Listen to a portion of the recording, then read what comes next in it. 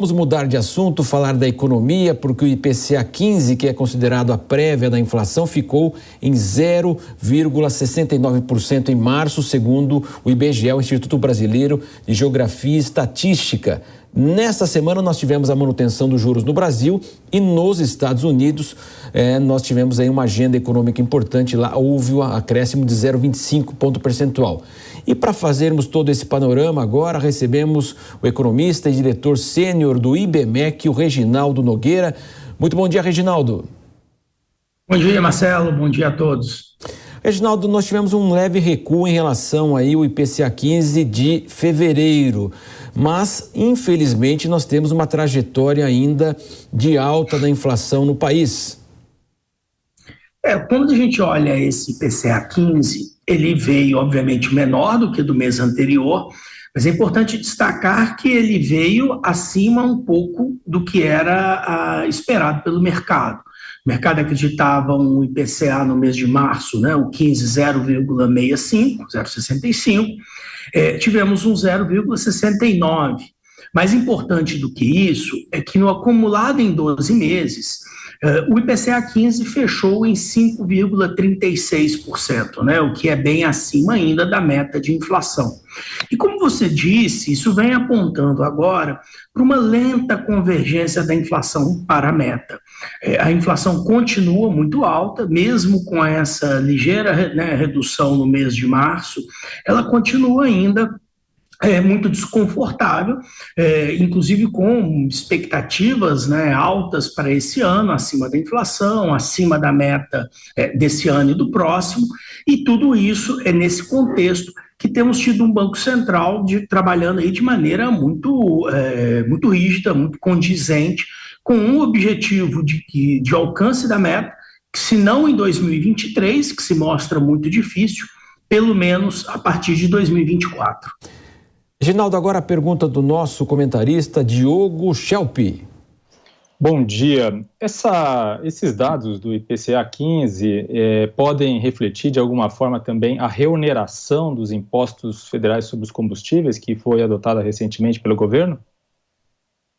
Uma parte sim, quando a gente observa o IPCA 15, a gente diz que ele é a prévia do IPCA do mês, né? Ele pega do dia 16 de um mês até o 15 do mês seguinte, então ele pega uma parte do mês de março, um pedaço do mês de fevereiro. É claro que ele é diferente do que será o IPCA, né? A inflação oficial de março, que será fechada ao final do mês de março e que teremos conhecimento no começo de abril. Isso significa que variações de custos, impactos da inflação, setoriais no mês do começo do mês de março, ele é parcialmente afetado e parcialmente capturado pelo IPCA 15. Ele está, na verdade, mostrando para a gente um pouco da direção para onde essa inflação deve terminar esse mês. Dito isso, temos já uns primeiros efeitos dessa variação, da reoneração dos combustíveis.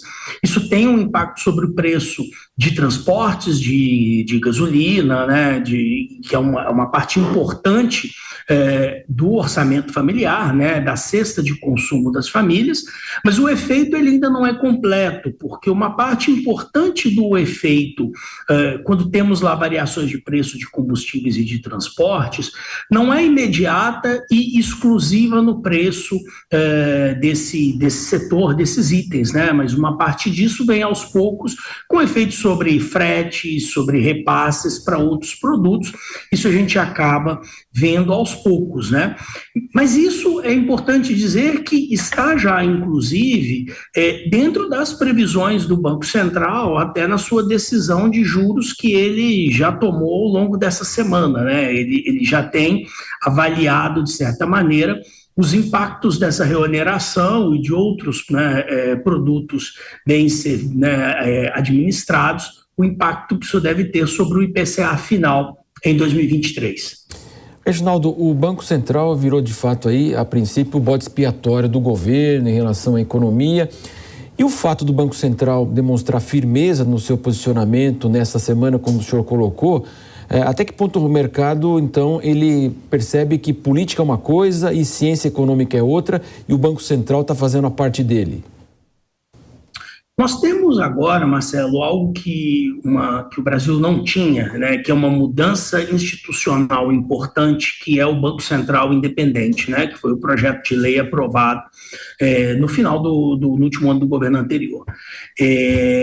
O que isso possibilita é que temos agora, então, um mandato fixo, né, do presidente do Banco Central, diretores, que isso realmente é feito para insular as decisões do Banco Central, as decisões técnicas de condução de política econômica, do ambiente político, que é um ambiente político brasileiro que tem sido muito difícil, né, muito duro já há algum tempo. Nesse sentido, o Banco Central, as atas, todas as falas do presidente do Banco Central tem dado uma clareza muito, muito forte de que o seu trabalho é pela busca da meta de inflação e que haverá, sim, um trabalho do Banco Central para que essa meta seja alcançada. Isso tem trazido, né, taxas de juros muito altas. Isso é claro que gera toda sorte de problemas para a economia, para o setor privado, para a população, o nível de endividamento. Isso esfria a economia, com certeza. E toda a grita e toda a pressão política, de certa maneira, é natural. Mas é importante que a gente repare que isso não é um fenômeno exclusivo brasileiro. Como você mesmo disse antes, nos Estados Unidos tivemos aí aumentos das taxas de juros esse mês. O Banco Central americano, né, o Fed, já deixou na sua nota após o resultado, né, do aumento da taxa de juros para 5%.